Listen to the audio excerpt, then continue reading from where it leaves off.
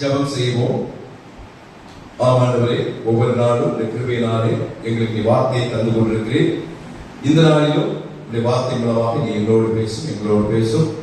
எந்த தவறுகளை இந்த நாளிலே எங்களுக்கு நீ சுட்டி காட்டுகிறோ அந்த தவறுகளை எங்களுடைய வாழ்க்கையிலே நாங்கள் செய்யாதபடி இருக்க உன்னுடைய கிருபையின் ஆவியை எங்களுக்கு நீ தர வேண்டுமா சொல்லிக்கிறோம். உணர்வின் ஆவியை எங்களுக்கு தர வேண்டுமா சொல்லிக்கிறோம்.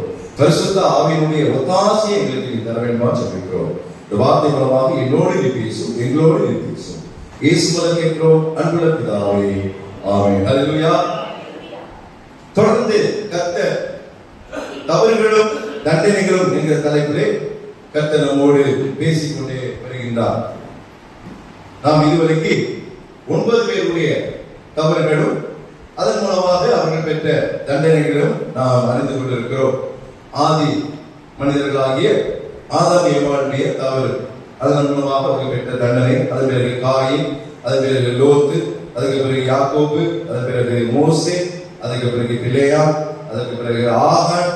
நேற்றைய தினத்திலே எத்தாவுடைய அந்த தவறான பொருத்தனை, அதன் மூலமாக பெற்ற தண்டனை குறித்து நாம் பார்த்தோம்.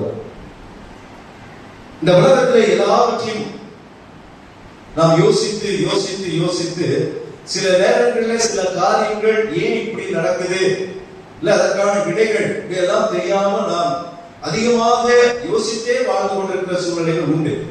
ஆனா இந்த உலகத்தில் ஒன்று ஆண்டவர் பிள்ளைகள் நம்ப வேண்டும்.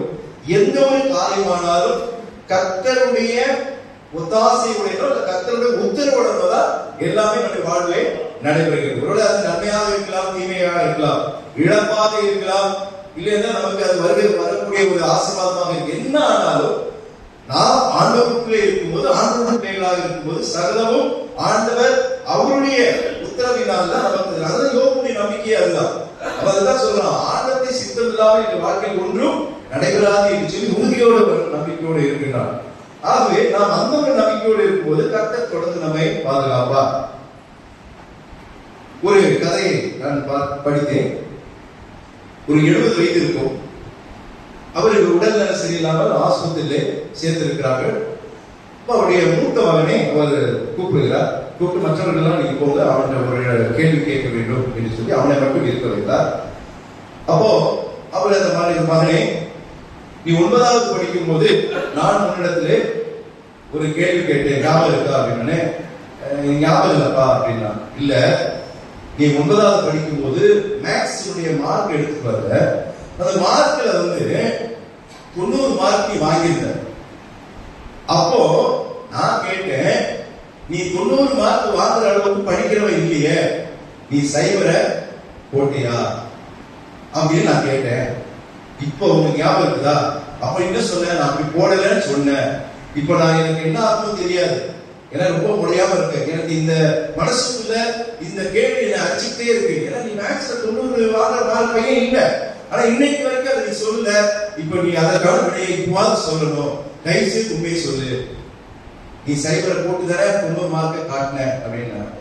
இல்ல, இப்பவும் நான் சொல்றேன், நான் உங்ககிட்ட பொய்யே சொல்லல, நான் சைபரை போடவே இல்லை, நான் போட்டது 9 தான் போட்டேன், நான் சைபரை போடல அப்படின்னு சொல்லி அந்த பையன் சொன்னான். அவன் சைபர் வாங்கியிருக்கான், இவன் 9 போட்டு 90 காட்டிருக்கான். ஆனா அப்பா என்ன நினைச்சாரு, 9 மார்க் என் பையன் வாங்கியிருக்கான், சைபர் போட்டு 90 காட்டுறான்னு. இப்ப சொன்னாரா, நான் 9 தான் போட்டேன், நான் வாங்கின மார்க்கு 0 தான். படத்துக்கு அந்த மனுஷன் எழுதிட்டான். சந்தோஷம் வந்துச்சு அவருக்கு. பரவாயில்ல, என் பையன் உண்மையை சொல்லிட்டான், புத்திசாலித்தனமா இருந்துட்டான். இதை படிக்கும்போது எனக்கு சிரிப்பா தான் இருந்தது. வாழ்க்கையில சில காரியங்களை நாம் மகிழ்ச்சியோடு எடுத்துக்கொள்ளணுங்க. எவ்வளவு பிரச்சனை வந்தாலும் ஆண்டவருடைய பிள்ளைகள் எல்லாவற்றையும் சந்தோஷமாக எடுத்து செல்ல வேண்டும், அதுதான். ஆனா இந்த நாட்களிலே ஆண்டவர் நமக்கு தவறுகளை சுட்டி காட்டிக் கொண்டிருக்கிறார். அப்போ தவறு செய்யும் போது அதற்கான தண்டனை இந்த உலகத்தில் உண்டு என்பதை நீங்கள் அறிந்து கொள்ள வேண்டும். நேற்றைய தினத்திலே எப்தா 6 வருஷம் நியாயம் விசாரித்தார் என்று வேதம் சொல்கிறது. நான் சொன்னீங்க, மோசேக்கு பிறகு யோசுவாவுக்கு பிறகு நியாயாதிபதிகளை ஆண்டவர் எழுப்பினார். அதுதான் நியாயாதிபதிகளுடைய புஸ்தகம். அதுல பாத்தீங்கன்னா எப்தா 6 வருஷம் விசாரித்து அதற்கு பிறகு ஒரு சில நியாயாதிபதியாக இருந்தார்கள். என்ன பேர் போடுகிறது என்றால், இப்சான் 7 வருஷம் ஆண்டார், நியாயம் தீர்த்தான். ஏரோன் 10 வருஷம் நியாயம் தீர்த்தான். அதன் பிறகு அப்தோன் என்கிறவன் 8 வருஷம் நியாயம் தீர்த்தான். அதன் பிறகுதான் ஆண்டவர் சிம்சோனை அங்கே கொண்டு வருகிறார். ஆனா இந்த அப்போலுக்கு பிறகு நான் அடிக்கடி சொல்றது, இஸ்ரவேல் ஜனங்கள் கொஞ்ச நாள் நல்லா இருப்பாங்க. ஆண்டவர் தண்டிக்கும் போது உடனே பயந்து என்ன பண்ணுவாங்க, மனசு மாதிரி நல்லா இருப்பாங்க. அப்புறம் கொஞ்சம் கொஞ்சமா கொஞ்சம் நல்லா இருக்கணும்னா என்ன பண்ணிடுவாங்க, மறுபடியும் பழைய பாவத்துக்கே போயிடுவாங்க. அப்படிதான் இங்க என்ன நடக்குது? 13ஆம் அதிகாரம், நியாயாதிபதிகள் 13ஆம் அதிகாரம் 1ஆம் வசனத்தை வாசிங்க. இஸ்ரவேல் புத்திரர் மறுபடியும் கர்த்தரின் பார்வைக்கு பொல்லாப்பானதை செய்தபடினால் கர்த்தர் அவர்களை 40 வருஷமும் ஆண்டவருக்கு இதே மாதிரி தான். ஆமா, அவங்களை தண்டிக்க வேண்டியது அப்புறம் காப்பாற்ற வேண்டியது, தண்டிக்க வேண்டியது அப்புறம் காப்பாற்ற. ஏன்னா நம்ம பிள்ளைகளை அடிக்கிறோம், உடனே விட்டுருவோம், அப்படியே அடி வாங்கிக்கலாம். அப்படியே அவன் அழுதுக்கு கூட 2 நிமிஷத்துல ஐயோ செல்லமே உன்னை அடிச்சுட்டேனே சொல்லி என்ன பண்ணுவோம், அப்படியே அவனை கட்டி அணைச்சு போல. அந்த தம்முடைய பிள்ளைகளால இஸ்ரவேல் ஜனங்களை அவன் நேசித்தார், நம்மையும் அப்படிதான் நேசிக்கிறார். ஆனாலும் இஸ்ரவேல் ஜனங்கள் மீண்டும் மீண்டும் மீண்டும் இந்த தவறுகளையும் பாவங்களையும் செய்து கொண்டிருந்தார்கள். இந்த வகை என்ன பண்ணிட்டார் ஆண்டவர், அவங்களை பெலிஸ்தருடைய கையில ஒப்பு கொடுத்தார். இஸ்ரவேலர்களும் பெலிஸ்தர்களுக்கும் ஆவையாக. அப்போ பெலிஸ்தர் கையில இஸ்ரவேலர்களை கொடுத்தா அவங்க எவ்வளவு கொடுமைப்படுத்துவாங்கல்ல. நான் நேரே சொன்னேன், அவர்கள் மிகவும் நெருக்கப்பட்டார்கள் என்று வாசிக்கிறோம்ல. இப்போ மறுபடியும் அந்த நெருக்கத்தை ஆண்டவர் கொடுக்கிறார். அப்போ இங்க இப்பதான் ஒரு சம்பவம் வருகிறது. மனோவா என்கிறவன் அந்த ஊரில் இருக்கிறான். தான் வம்சத்தாரை சோரா ஊரான ஒரு மனுஷன் இருந்தான், அவன் பேர் மனோவா. ஆனா அவனுடைய மனைவி பெயர் அது குறிக்கப்படவே இல்லை. நான் வேதாந்தத்துல பார்த்தேன், அவங்க மனைவி பெயர் கூட ஸ்திரீ என்றுதான் போடப்பட்டிருக்கு. அப்போ மனோவாவும் அவருடைய மனைவி, ஆனா மனைவிக்கு குழந்தை இல்லாமல் மலடியா இருந்தார் என்று வேதத்திலே வாசிக்கிறோம். அப்பொழுது இயேசுவினுடைய தேவனுடைய தூதனானவர் அவங்களுக்கு தரிசனம் கனவுல வராங்க. வந்து என்ன சொல்றாங்க, நீ கவலைப்படாத, உனக்கு ஒரு குமாரனை ஆண்டவர் தருவார். ஆமா, அவன் எப்படி இருப்பான்? 4ஆம் வசனத்தை வாசிங்க. இப்படி இருக்கணும்னு சொல்ற. ஆதலால் நீ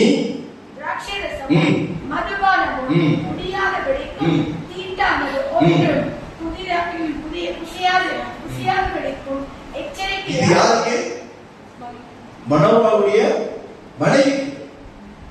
ஆமா, நீ அவளுக்கு சொல்ற, நீ திராட்சரசம் நீ குடிக்கூடாது, மதுபானம் குடிக்கக்கூடாது, தீட்டாத்தோடு குடிக்க அப்படி சொல்லிட்டு அடுத்தது 5ஆம் நீ கற்பம் தரித்து ஒரு குமாரனை பெறுவாய், அவன் தலையிலே சவரன் கத்தி படலாகாது, அந்த பிள்ளை பிறந்திருந்த தேவனுக்கென்றே நசரேயனாய் இருப்பான், அவன் இஸ்ரவேலை பெலிஸ்தரின் கைக்கு நீங்களாக்கி ரட்சிக்க தொடங்கும். இப்போ 40 வருஷம் ஆண்டவர் ஒப்பு கொடுத்தார்.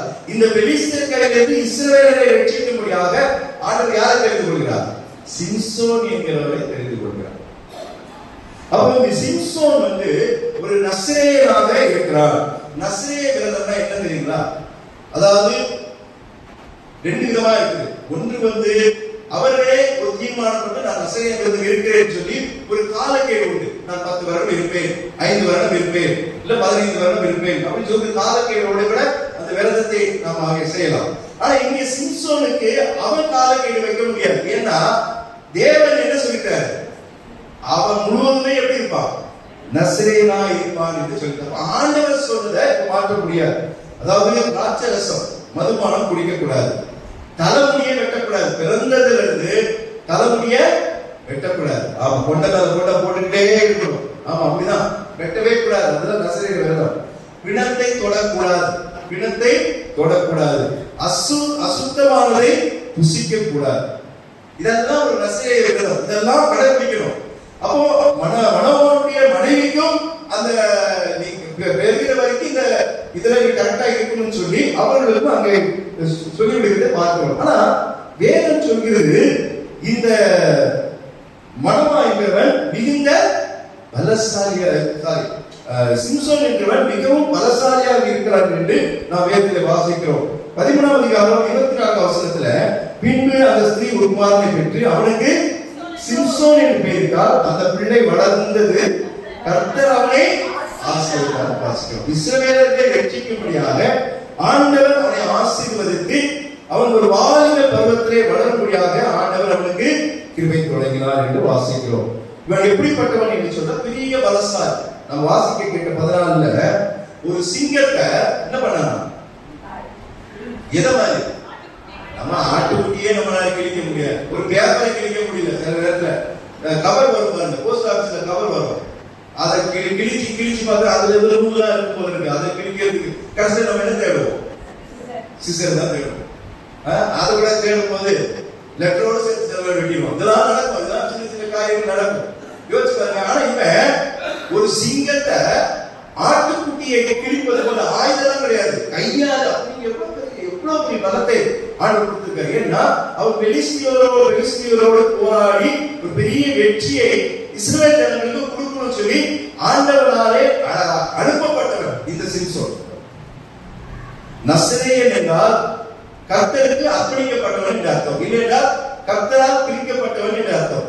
இப்போ இவன் பிரித்து எடுக்கப்பட்டு இந்த உலகத்திலே நடந்தான். ஆனா பெரிய பலசாலியாக இருக்கு. இன்னொரு முறை என்ன நடக்குது? ஒரு கழுதையினுடைய பச்சை தாரை எழும்ப வைத்து எத்தனை பேரை போடுறான்? 1000 பேரை போடுறான். அது கழுதையினுடைய எழுப்பு தாரை எழுப்பு எவ்வளவு கொஞ்சம் சின்னதாக தான் இருக்கும். கத்தி மாதிரி 1000 மாதிரி வச்சுக்கிட்டு 1000 பேரை வச்சு கொடுக்கிறான். அவன் எவ்வளவு பலசாலியா இருக்கிறான். வேதம் சொல்கிறது சிம்சோன் மிகுந்த பலசாலி என்று வேதம் சொல்கிறது. 15ஆம் அதிகாரம் 15ஆம் வசனத்தை வாசிங்க. 15:15. ஒரு கழுதையின் பச்சை தாழை எறும்பை கண்டு தன் கையை நீட்டி அதை எடுத்து 1000 பேரை கொண்டு போட்டான் என்று வாசிக்கிறோம். இதெல்லாம் அவனுக்கு இருந்த பெரிய ஒரு பலம். அந்த பலத்தினாலே அவன் பெலிஸ்தியர்களை அவன் என்ன பண்ணிருக்கணும்? வெற்றி பெற வேண்டும். ஆனா அவன் சின்ன சின்ன காரியத்துக்காக அவன் அதை பயன்படுத்திக் கொண்டிருக்கிறான் வாசிக்கிறோம். அப்போ இந்த சிம்சோனை ஆண்டவர் தான் தெரிந்து கொண்டார். ஆண்டவர் தான் மனோவாவுக்கு குழந்தையாக கொடுத்தார். ஆண்டவர் தான் இஸ்ரவேல் ஜனங்களை ரட்சிக்கும்படியாக சிம்சோனை இந்த உலகத்திலே பூமியை திறக்க வைத்தார். ஆனா நசரேயனாக அவன் கடைசி வரைக்கும் இருக்க வேண்டும் என்று சொன்னது. ஆனா கடைசியில் என்ன பண்ணிட்டான்? அவன் நிறைய தவறுகளை செய்ய ஆரம்பித்தான். இன்றைக்கு சிம்சோனுடைய தவறுகளை தான் இப்பொழுது நாம் பார்க்க போகிறோம். முதல் அவன் தவறு என்ன தெரியுங்களா? 14ஆம் அதிகாரம் 8ஆம் வசனத்தை வாசிங்க. 14:8. சில நாளைக்கு பின்பு விவாகம் பண்ண திரும்பி வந்து சிங்கத்தின் உடலை பார்க்கிறதற்கு வழி விலகி போனான்.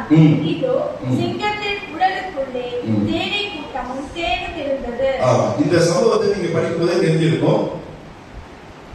ஒரு பெண் வீட்டுக்கு போயிட்டு அப்பா அம்மாவை கூட்டிட்டு போயிட்டு பொண்ணு பார்த்துட்டு திரும்பி வரும்போது இங்க என்ன நடக்குது? ஒரு சிங்கத்தை அவன் பிடிச்சு போட்டுட்டு தான் போறான். திரும்பி வரும்போது அந்த சிங்கம் அப்ப அதை செத்து நாளாயிரம். எத்தனை நாள் திரும்பி வந்தாலும் போடல. ஆனா நாளாயிரம் அதுக்குள்ள சிங்கத்தின் உடலுக்குள்ள தேனீக்கெல்லாம் கூடுதலா கட்டிது. நசரேயனாகிய சிம்சோன் இடத்தை தொடக்கூடாது, அசுத்தமானத சாப்பிடக்கூடாது. ஒரு சிங்கத்தின் சரீரத்தில் இருக்கிற தேன் பரிசுத்தமானதா அசுத்தமானதா? அசுத்தமான. அப்ப அதை எடுத்து என்ன பண்றான்? இவனுக்கு தெரியும், எல்லாமே தெரியும். சிம்சோனுடைய தவறுகள் ஒன்றா நடக்கிற ஒரு தவறு இல்லை, அவன் நிறைய தவறு செய்யலாம். இப்ப இது செய்யக்கூடாது. அவன் மட்டும் சாப்பிடலங்க, அவன் என்ன பண்றான்? 9ஆம் வசனத்துல அவன் கைகளில் எடுத்து சாப்பிட்டு கொண்டே நடந்து தன் தாய் தகப்பனிடத்தில் அவர்களுக்கு கொடுத்தா அவர்களும் சாப்பிட்டார்கள். ஆனா பாவம் அவங்களுக்கு தெரியாது. சிங்கத்தினுடைய உடலிலிருந்து அந்த தீட்டானது அசுத்தமானது அவன் எடுத்தான் என்பது தாய்க்கு தெரியாது. ஏன்னா தான் அந்த தேவை சிங்கத்தின் உடலில் எடுத்ததை அவர்களுக்கு அவன் அறிவிக்கவில்லை.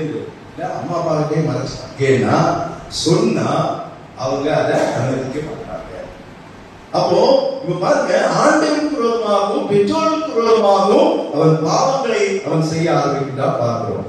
இரண்டாவது, நசரேயனாகிய சிம்சோன் நான் நிறைய இடத்துல தேடி பார்த்தேன், இவன் கல்யாணம் பண்ணலாமா அப்படின்ற ஒரு காரியத்தை அது எங்கேயுமே குறிக்கப்படல. ஆனா எனக்கு தெரிந்த அந்த கல்யாணம் பண்ணுறதே தவறு இல்லை. ஆனா அந்நிய ஸ்திரியை என்ன பண்ணக்கூடாது? மனம் முடிக்க கூடாது. அதுதான் அந்த நசரேயனுடைய அது. இததான் இவன் தப்பா பண்றான். முதல்ல பெண்களின் மீது அவன் இச்சை கொள்கிறவனாக இருக்கிறான். 14ஆம் அதிகாரம் 1ஆம் வசனத்தை வாசிங்க. சிம்சோன் திம்னாத்துக்கு போய் திம்னாத்திலே பெலிஸ்தரின் ஒரு பெண்ணை கண்டு திரும்பி வந்து தன் தாய் தகப்பனிடத்தில் சொல்றான், ஒரு பெண்ணை கண்டேன், அவளை எனக்கு அதாவது நான் மனைவியாக்கி கொள்ள வேண்டும்.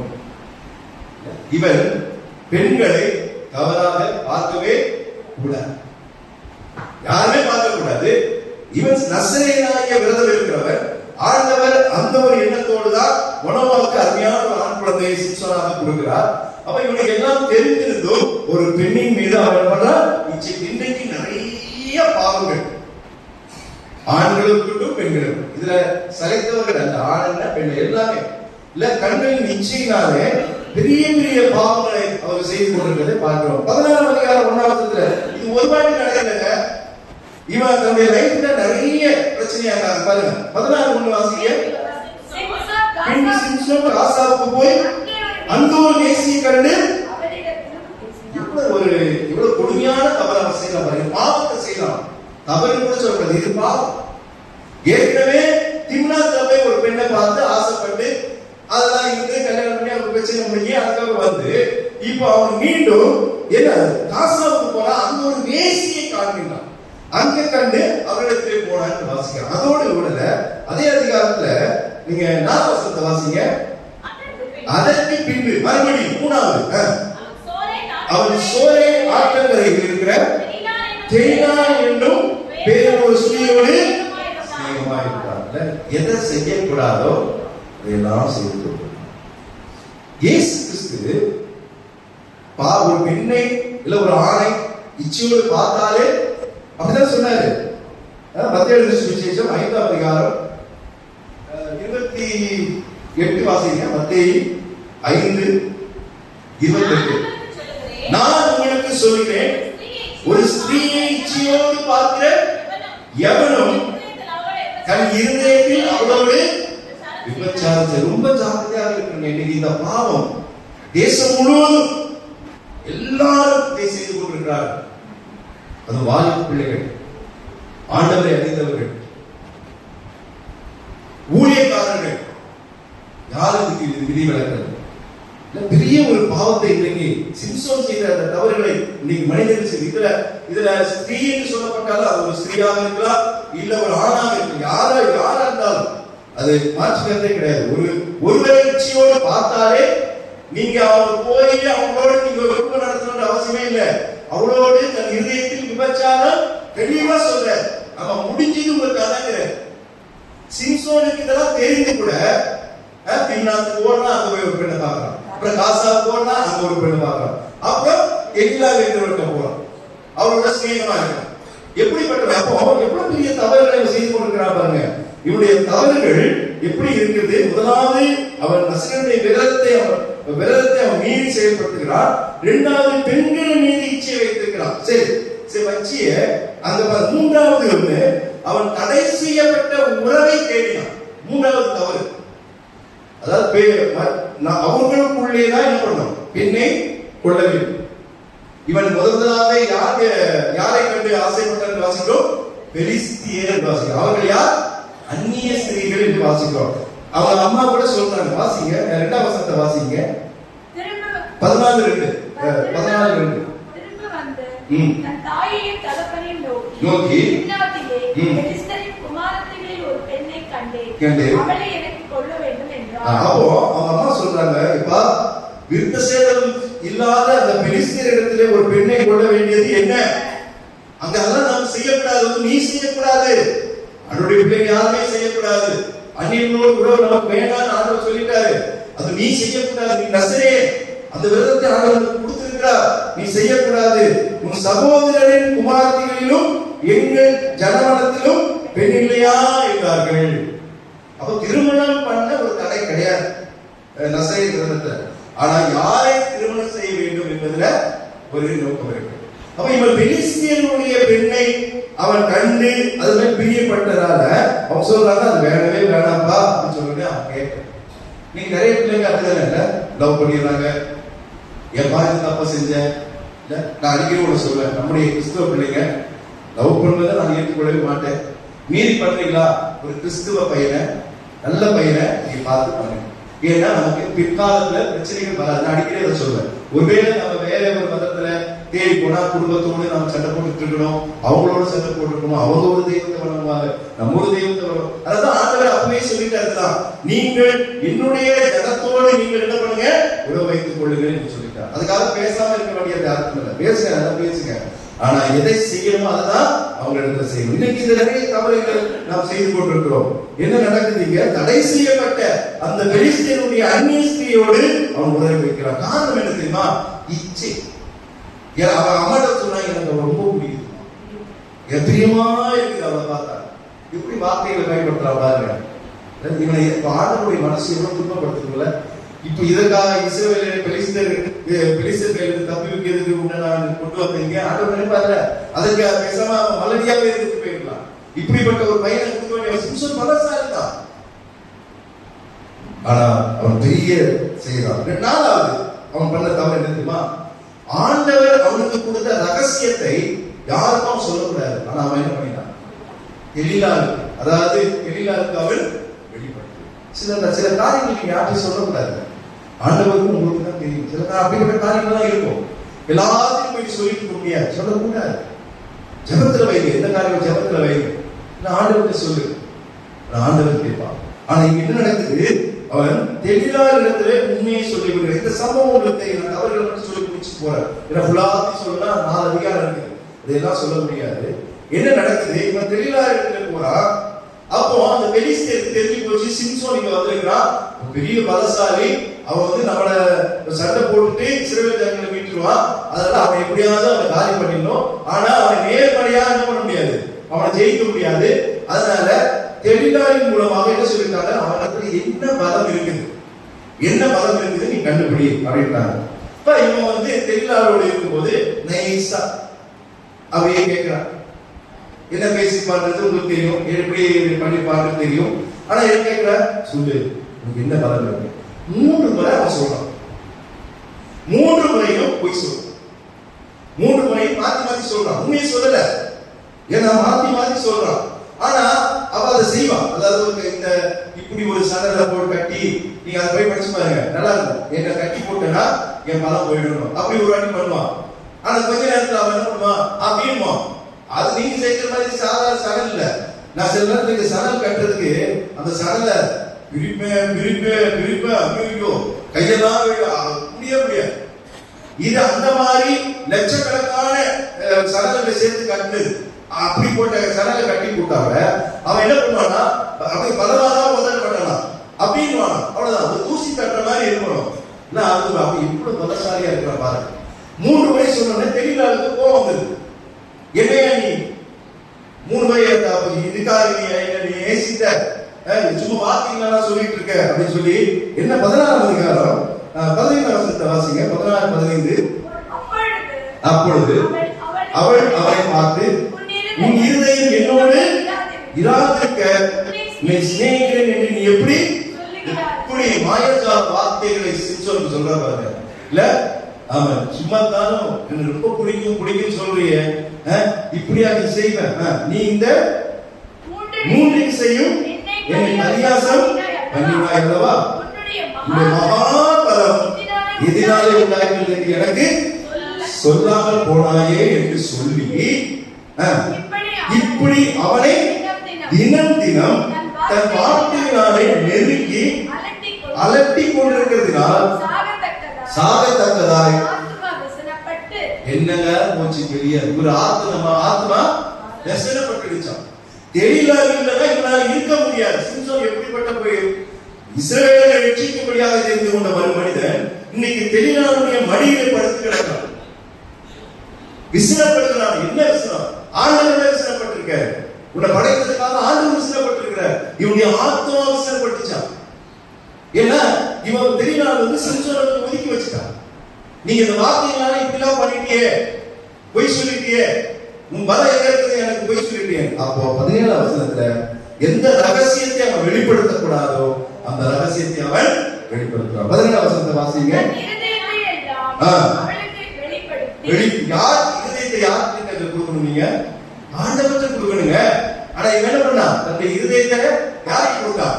தெளிவாளுக்கு கொடுத்தான். வெளிப்படுத்தி சபகம் கட்டி என் தலைமையில் பட, இதுவரைக்கும் என் தலைமையில கத்தி படல. அதுதான் நான் செய்யறது. ஏன்னா பிறந்ததுல இருந்து முடியே எடுக்கல.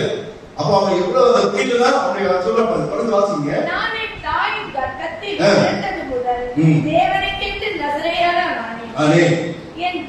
என் தலை சிரைக்கப்பட்டா என் பலம் என்னை விட்டு போகும். அதனாலே நான் அலட்சியமாகி மற்ற எல்லா மனுஷரை போலும் ஆவேன் என்று அவரிடத்தில் உண்மையை சொன்னார். இவ்வளவு நேரம் போய் சொன்னா இப்ப சொல்லிட்டான், ஒண்ணும் இல்லப்பா, ஒண்ணும் இல்ல, இருக்குல்ல முடி, இதை நீ சிறைச்சிட்டேன்னா என் பலம் உண்மை. இது ஆண்டவர் அப்படிதான் வைத்திருந்தா. அவனுடைய பலம் எல்லாம் எங்க இருந்துச்சு? முடியல வைத்திருந்தா. ஆமா, நம்ம எல்லாம் அப்படி வச்சுட்டாரு, ஒரு நல்லா இருக்குல்ல, முடியல பலம் வச்சா முடியே இருக்க மாட்டேங்குது. நாங்க முடியல பலம் இருக்கோம். இன்னும் கொஞ்ச நாள்ல ஜீவ வண்டி வேலையா இருக்காது போல இருக்கு. அப்படி ஆயிப்போம் இல்ல. அவனுக்கு அப்படி கிடையாது. அவன் சேர்த்து வச்சிருக்கான் தலை ஃபுல்லா. சொல்லிட்டான். சொன்ன உடனே என்ன பண்ணிட்டாங்க? ஆமா, அவன் 19 வருஷத்துல அவள் அவனை தன் மடியிலே, இந்த கதையில வீட்டில் ஒரு பொறுமையா படிச்சு பாருங்க. சிம்சோன் எப்படி அந்த பெண்ணிடத்துல போய் தன்னுடைய இதயத்தெல்லாம் கொட்டி இல்ல இச்சையோடு எப்படி கிடக்கிற பாருங்க. மடியிலே நித்திரை செய்ய பண்ணி ஒருவனை அடைத்து அவன் தலைமையிலே 7 ஜடைகள். ஒரு ஜடைக்கே உங்களால லேடிஸ் தெரியும் அந்த கஷ்டம். ஒரு ஜடை பின்னி போடுறதுல அவ்வளோ பிரச்சனை இருக்கு. நாங்களே யோசிப்போம், எப்படிதான் இந்த பெண்கள் இல்ல இவ்வளவு முடிய வச்சுக்கிட்டு நான் பண்ற அதை போல நிறைய அனுப்புறேன். நீங்க அதை நீங்க எத்தனை 7 ஜடை 7 ஜடை எனக்கு அதை கற்பனை பண்ணி பார்த்தா தலை ஃபுல்லா அவன் சுத்தி சுத்தி வச்சிருப்பான் போல இருக்கு. இப்போ அந்த 7 ஜடையை அவங்க என்ன பண்ணிட்டாங்க? சிறைப்பித்து அவனை சிறுமைப்படுத்த தொடங்கி இப்படியான பெருமையாய் பேசிட்டு இருந்தவர் இப்போ அவன் என்ன பண்ணிட்டா? நீ ஒண்ணு இல்லையா, நீ தண்டம், இப்படிதான் சொல்ல ஆரம்பிச்சிட்டா. வேலை சொல்கிறது அவன் பலம் அவனை விட்டு நீங்கிட்டு. எப்போ அவனை முடிய அவன் தலை விட்டு இறங்கினதோ அப்பவே தேவ பலம் அவனை விட்டு நீங்கிட்டு என்று வாசிக்கிறார். இது அவன் செய்த தவறுங்க. என்ன தண்டனை என்று பார்க்கிறோம். 16 அதிகாரம் 19 வருஷத்துல அவனுடைய முதல் தண்டனை அவனுடைய அந்த பெரிய பலம் அவனை விட்டு நீங்கினது என்று வாசிக்கிறார். நம்முடைய பலத்தை நம்ம ஒருபோது இழந்து விடக்கூடாது. நமக்கு யார் பலம்? கர்த்தருக்காக பலம். கர்த்தர் தான் பலம். அவர் தான் நமக்கு. என் கணவர் எனக்கு பலமா இருக்க, பலமா இருக்கிற மனைவி பலமா இருக்கிற, பிள்ளைகள் பலமா இருக்கிற நினைக்கலாம். ஆனா எல்லாரையும் காட்டிலும் நமக்கு நம்முடைய ஆண்டவர் தான் நமக்கு பலம். நமக்கு ஆண்டவர் தான் பலம். அதை நீ வளர்த்தாது. அவரை விட்டுட்டீங்கன்னா கூட எந்த பலமும் நமக்கு ஒண்ணுமே செய்ய முடியாது. அவரை பிடிச்சுக்கிட்டு இருக்கலாம். ஆனா இவ எந்த காரியத்தை செய்யக்கூடாதோ அதை செய்ய அனுமதித்தனால அவனுடைய பலம் அவனை விட்டு நீங்கிறது வாசிக்கிறோம். 2வது 16 அதிகாரம் 21 வசனத்தை வாசிங்க. அவனை பிடித்து அவன் கண்களை பிடுங்கி அவனை காசாவுக்கு கொண்டு போய் அவனுக்கு 2 வெண்கல விலங்கு போட்டு சிறைச்சாலையிலே மாவரைத்துக் கொண்டிருக்க வைத்தார்கள். படிப்பது எனக்கு அப்படியே கொஞ்சம் கண்ணு கலக்கிடுச்சு. எப்படி இருக்க வேண்டியல சொல்லுவாங்கல்ல, எப்படி இருந்தனா இப்படி ஆகிடும். இந்த வார்த்தை சொல்லுவாங்க, எப்படி இருக்க வேண்டியவன் இன்னைக்கு அவனுடைய கண்கள் அவனை தொட முடியுமாங்க? ஏன் சிங்க இடத்துல வந்தாலே வா அப்படி கூப்பிட்டு டக்குன்னு கிழிச்சு தூக்கி போறான். அவனை யாராவது தொட முடியுமா? இன்னைக்கு அவனுடைய கண்களை என்ன பண்ணாங்க? பிடுங்கிட்டாங்க. 2 கண்ணையும் பிடுங்கிட்டாங்க. எவ்வளவு பெரிய தண்டனை யோசிச்சு பாருங்க. எவ்வளவு பெரிய தண்டனை. ஏன்னா அவனுடைய பலம் அவனை விட்டு நீங்கி போனது. அவன் சாதாரண மனுஷனுக்கு இருக்கிற பலம் கூட கிடையாது. ஒண்ணுமே நம்ம ரத்தின்னு சொல்லுவாங்க. என்ன நடக்குது பாருங்க. பார்வை மட்டும் இல்லைங்க, அவனை என்ன பண்ணிட்டாங்க? சங்கிலி போட்டு அவனை கைதியா இழுத்துட்டு போறாங்க. இவனை தொட முடியுமா? கிட்ட வர முடியுமா? 10 அடி தூரத்துக்கு தள்ளி இருக்கணும். அவ்வளவு பயங்கரமான பலசாலி. ஆனா இப்போ அவன் என்ன சொல்றது? வேதம் அவனை கைதி பண்ணி அவனை போட்டுட்டு போறாங்க. அது மாத்திரம் இல்ல, என்ன வேலை செஞ்சுட்டு இருக்கான்? மாவரைச்சிட்டு இருக்காங்க. மாவரைக்கிறவனா சிம்சோன். எவ்வளவு பெரிய தண்டனை ஆர்டர் கொடுத்தா பாருங்க. நீங்க தப்புல இருந்து நீங்க தண்டிக்கிறது நீங்க தவறவே முடியாது. நம்மளையும் மாவரைக்க வச்சுக்குவார். மாவரைக்கிறதுனா இன்னைக்கு எல்லாம் கிடையாது. இன்னைக்கு நமக்கு கிரைண்டர் போட்டோம். இன்னைக்கு யாரு காலையில் இல்லைன்னா கடையில் வாங்கிடுறாங்க. 20 ரூபா 40 ரூபா நல்ல மாவு, மங்கள மாவு, அந்த மாவு இந்த மாவு எல்லா மாவும் வாங்கிட்டு ஒரு மாவு இல்லைன்னா இன்னொரு மாவு வாங்குறோம். வீட்டுல அரைச்சுன்னா முடிஞ்சு போச்சு. அந்த மாவு அரைக்கிறதுலாம் முடிஞ்சு போச்சு. அந்த காலத்துல மாவு அரைச்சாங்க. அந்த மாவு அரைச்சிட்டு இருக்காங்க. எப்படி இருக்க வேண்டிய யோசிச்சு பாருங்க. சிம்சோனுக்கு இந்த மாதிரி ஒரு கதி வரணுமா? நான் தான் ஆணைக்கு பண்ண அவன் கண்களை பிடிந்தப்பட்டு அவன் கையில கையும் காலையும் சங்கிலிட்டு அவனை கொண்டு போய் என்ன பண்ணாங்க, ஒரு காட்சி பொருளா வச்சு அவனை மாவரைக்க வச்சுட்டாங்க. ஏன் இந்த தண்டனை? ஆண்டவருக்கு விரோதமாக அவன் பாவம் செய்கிறான், ஆண்டவருக்கு விரோதமாக தவறு செய்கிறான், நசரேய விரதத்தை மீறுகிறான், பெண்கள் மீது இச்சை வைக்கிறான், தடை செய்யப்பட்ட உறவை தேடினான், தன்னுடைய ரகசிய தேவ ரகசியத்தை அவன் வெளிப்படுத்தார். கர்த்தர் அவனுடைய பலத்தை அவனுக்கு எடுத்தார், பார்வை இழந்து அடிமையாகி மாவரைக்க அனுமதித்தார். அதை காட்டி இன்னொன்று வந்துட்டு அவமானப்படுத்தினார் என்று வாசிக்கிறோம். சிம்சோன் 25 வசனத்தை வாசிக்க, 16 அதிகாரம் 25 வசனம். இப்படி அவர்கள் மனமகிழ்ச்சியாக இருக்கும்போது நமக்கு முன்பாக வேடிக்கை காட்டும்படிக்கு சிம்சோனை போட்டு வாருங்கள் என்றார்கள். அப்பொழுது வந்தார்கள், அவருக்கு முன்பாக வேடிக்கை காட்டினான். இந்த ரோடுகள்ல பரகாட்டி வருவாங்க தெரியுங்களா, வேடிக்கை காட்டுறது, குச்சி வச்சுக்கிட்டு அதை பார்த்து ஒரு கூட்டம் நிற்குமாரு. எதுக்கு? நம்ம வேடிக்கை பார்க்கறதுக்கு ஒரு கூட்டம், வேடிக்கை பண்றதுக்கு அது பிறந்த காட்டிலும் ரொம்ப கேவலமா போயிட்டார். யாரு? நம்ம சிம்சோன். ஜனங்கள் மகிழ்ச்சியா இருப்பாங்க, அதை வார்த்தையை படிக்கும்போது பிரிச்சு பிரிச்சு பார்க்கணும். அவங்களுக்கு என்டர்டைன்மெண்ட் வேணும். யாருக்கு? ஜனங்களுக்கு என்டர்டைன்மெண்ட் வேணுமா? கவலைப்படாத, சிம்சோனை கூட்டுவான். அவன் ஜாலியா என்ன பண்ணுவான்? என்ன பண்ணுவான்? கண்டு தெரியாது, கை கட்டி இருக்கு, மாவை வச்சு டயர்டா இருப்பான். என்ன பண்ணிருப்பான்? குட்டிக்காரன் போட்டுருப்பான். வேடிக்கை காட்டினான்னு வாசிக்கிறேன், என்ன பண்ணான்னு தெரியாது. குட்டிக்காரன் போட சொல்லுவாங்க, குட்டிக்காரன் போடுறோம். இல்ல சிரிக்க சொல்லிருப்பாங்க, கை தட்டி வைத்தியக்காரன் மாதிரி ஆக்கிட்டார் ஆண்டவர். எவ்வளவு பெரிய தண்டனை ஆண்டவர் கொடுத்தா யோசிச்சு பாருங்கல்ல. அதோடு விடல, அவனை இந்த உலகத்தில் இருந்து அவனை என்ன பண்ணாங்க? எடுத்துக்கொண்டாங்க. இல்ல பெரிய தண்டனை, பெரிய மருத்துவ கடைசி தண்டனை. அவன் மரணத்தை அவன் தழுவுகிறான். இவ்வளவு சீக்கிரம் அவன் மரணத்தை தழுவுமா? அதுக்காக ஆண்டவர் அவனை தெரிந்து கொண்டார். சொல்லுங்க, அவன் பண்ண அந்த பெரிய தப்புகளெல்லாம் சொல்றேன், ஆண்டவர் சில நேரங்களை நமக்கு மன்னிக்கிறார். நம்ம இதுல எந்த பாவத்தை நம்ம செய்யறது தெரியாது. பெண்கள் மீது இல்ல கண்களினால இச்சையை வைக்கலாம், ஆண்டவருடைய வார்த்தையை நீங்க மீறலாம். நமக்கு ஆண்டவர் இதெல்லாம் செய்யக்கூடாதுன்ற சில காரியத்தை நீங்க செய்து கொண்டிருக்கலாம். இல்ல ஆண்டவர் சில ரகசியங்களை உங்களுக்கு வைத்திருக்கலாம், அந்த ரகசியங்களை நீங்க வெளிப்படுத்தலாம். இந்த எந்த தவறுகளை செய்தாலும் இவ்வளவு பெரிய தண்டனை ஆண்டவர் உங்களுக்கு கொடுக்காதில்லை. ஏன்னா எல்லா தண்டனையும் ஆண்டவர் சிலுவையில ஏற்றிவிட்டார். ஆனா சின்ன சின்ன ஏதாவது ஒரு தண்டனையை நமக்கு அறியாமலேயே ஆண்டவர் கொடுத்துட்டே இருப்பார். நம்ம சந்தோஷமா இருக்க முடியாது. ஆண்டவருடைய பிள்ளைகள் ஆண்டவருக்கு விரோதமாக தவறுகளை செய்யும் போது நம்ம மகிழ்ச்சியோடு இருக்க முடியாது. ஆமா, அதை உணர்ந்து கொள்ள வேண்டும். இங்க அவன் மரணத்தை தழுவுகிறான் என்று வாசிக்கிறோம். ஆனா அதற்கு முன்பாக அவன் ஒரு காரியத்தை அவன் செய்யறான். புரிந்து கொண்டான், நான் பெரிய தப்பு செஞ்சுட்டேன், இவங்கெல்லாம் என்ன வேடிக்கை காட்டினாங்க, இதெல்லாம் பண்ணாங்க, என் கண்ணெல்லாம் கொடுக்குறாங்க, பல எனக்கு போயிடுச்சு.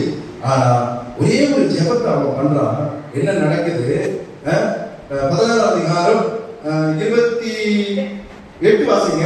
அப்பொழுது சிம்சோன் கர்த்தரை நோக்கி கூப்பிட்டு, ஆண்டவரே, நான் என் 2 கண்கள் தர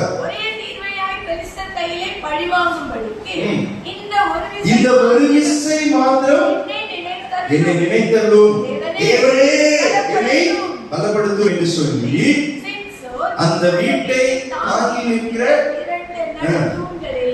ஒன்றை தன் வலது கையினாலும் மற்றொன்றை தன் இடது கையினாலும் பிடித்து அப்படி நிறுத்துங்க. இந்த சம்பவத்தை ஒரு கண்முன் நிறுத்தி பாருங்க, என்ன நடக்குது? அந்த இடம் ஒரு பெரிய மண்டபம், நடுவுல 2 தூண், அதுதான் அந்த மண்டபத்தையே தாங்கிட்டு இருக்கு. இந்த மண்டபத்தை ஒரு இருக்கிற தூண், 2 தூண், அந்த தூண்ல ஒரு தூண்ல வலது கை, ஒரு தூண். அப்ப நான் நினைக்கிறேன் தூண் வந்து ரொம்ப தூரமா இருக்க வாய்ப்பு இல்லை. ஏன்னா கையை அந்த மந்திரஜால மாதிரி அப்படியே கை நீட்டிட்டு போவாங்க, சில படத்துல காட்டுவாங்க, நீட்டிக்கிட்டே அப்படியே பிடிக்க முடியாது. கிட்ட கிட்ட 2 தூணு அதுதான் தாங்கிட்டு இருக்கு. அவன் என்ன சொல்றான்? அந்த 2 இதையும் நம்ம 2 கையை வச்சு அந்த தூணை பிடிச்சாலும் பிடிக்க முடியாது. அவன் பிடிப்பு கூட இருந்திருக்காது. நான் நினைக்கிறேன் அவன் தொட்டிருப்பான், அவ்வளவுதான் தொட்டிருப்பான். இந்த ஒரு விஷயம் மாத்திரம் எனக்கு உதவி செய்ய ஆண்டவரே, எனக்கு பலத்தை தாரும். இவர்களே என்ன பண்ணணும்? இந்த வேடிக்கை கோபப்பட்டுட்டா உண்மைதான், அதை முன்னாடியே செஞ்சிருக்கணும். இவன் ஆண்டவரோடு இருந்திருந்தா அந்த பிரச்சனை வந்திருக்காது. என்ன பண்ண? 2 தூணை தன் கையினால நெருக்கி அந்த தூணை உடை மீண்டும் ஆண்டவர் பலத்தை கொடுத்தார். கொடுத்தார், நான் ஜீவனை கொடுக்கிறேன். பலத்தை கொடுத்தார், ஆனா ஆண்டவர் என்ன பண்ணிட்டார்? அவன் அவனோடு எத்தனை பேர் சேர்த்தாங்க? கிட்டத்தட்ட 3000 நினைக்கல. ஆமா ஆமா, அவங்க சொல்ற உயிரோடு இருந்து சாதனைச்சவர்களை காட்டிலும் இந்த கடைசியில செய்தது நிறைய பேர் அவனோட சேர்த்து அடித்தார்கள். அதோடு சேர்த்து இவனும் அடித்து போகிறான். இவ்வளவு பெரிய இல்ல. இஸ்ரவேலரே ரொம்ப வருஷமாக நியாயம் விசாரிக்க வேண்டியவர். ஆனா இவர் சொல் 20 வருஷம் நியாயம் விசாரிச்சான்னு நினைக்கிறேன், சரியா ஞாபகம் இல்லை. 20 வருஷம் இவர் நியாயம் விசாரிச்சான். ஏன்னா அப்ப அந்த 20 வயசு வாலிப வயதுல தான் பிரச்சனைகள் இருக்காங்க. கர்த்தருக்கு பிரியமானவர்களே, சிம்சோன் நமக்கு ஒரு பெரிய பாடம். ஆண்டவர் நம்மை அப்படிதான் உருவாக்கி இருக்கிறார். நம்முடைய பிள்ளையாக ஆண்டவர் பல காரியங்களை செய்யும்படியாக ஆண்டவர் நம்மை கொண்டு வந்திருக்கிறார், அழைத்திருக்கிறார். ஆனா நாம என்ன பண்றோம்? அவையெல்லாம் விட்டு நாம் சிம்சோனை போலவே தவறுகளை செய்கிறோம். அதற்கான தண்டனைகள் உலகத்தில் பெறுகிறோம். ஆகவே நாம் யோசிப்போம், சிம்சோன் செய்த தவறுகளை நாம் செய்யாதபடி இருக்க கர்த்தரிடத்தில் நாம் ஜெபிப்போம். இந்த தண்டனைகள் எனக்கு வேண்டாம் ஆண்டவரே, எனக்கும் வேண்டாம், என் பிள்ளைகளுக்கும் வேண்டாம். நாம் உங்களுக்கு பிரியமான வாழ முயற்சி செய்ய சொல்லி நம்மை ஆராய்ந்து பார்த்து தாக்குவோம். கர்த்தர் பெரிய காரியங்களை நமக்கு செய்வார். கண்களை மூடி